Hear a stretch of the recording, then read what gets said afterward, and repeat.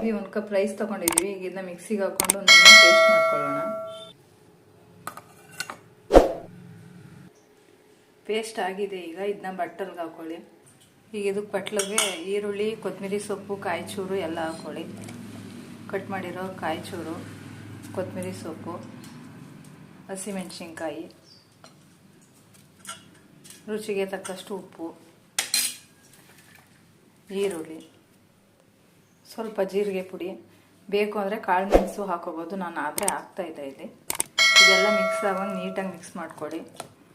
ಈಗ ನೀಟಾಗಿ ಮಿಕ್ಸ್ ಆಗಿದೆ. ಇದಕ್ಕೆ 1 ಸ್ಪೂನು ಅಕ್ಕಿ ಹಸಿ ಹಿಟ್ಟು ಹಾಕೊಂಡು ನೀಟಾಗಿ ಮಿಕ್ಸ್ ಮಾಡ್ಕೊಳ್ಳಿ. ಈಗ ನೀಟಾಗಿ ಮಿಕ್ಸ್ ಮಾಡ್ಕೊಂಡಿದ್ದೀವಿ. ಈಗ ಇದನ್ನ ಚಿಕ್ಕ ಚಿಕ್ಕ ಉಂಡೆ ಮಾಡಿಕೊಂಡು ತಟ್ಟಿ ಎಣ್ಣೆಲಿ ಕರಿಯೋಣ. ಈಗ ಎಣ್ಣೆ ಕಾಯಕ್ಕಿಟ್ಟಿದ್ದೀವಿ. ಇಲ್ಲಿ ಕೈಗೆ ಸ್ವಲ್ಪ ನೀರು ಸವರ್ಕೊಂಡು ಇದನ್ನ ತಟ್ಕೊಳ್ಳಿ.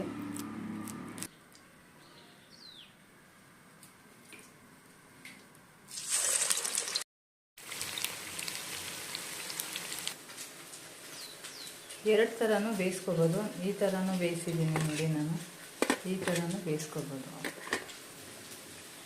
ಅನ್ನದ ರೈಸ್ ವಡೆ ತುಂಬ ರುಚಿಯಾಗಿರುತ್ತೆ. ರೈಸ್ ವಡೆ ಮಾಡೋದು ಹೇಗೆ ಅಂತ ನೋಡೋಣ ಬನ್ನಿ.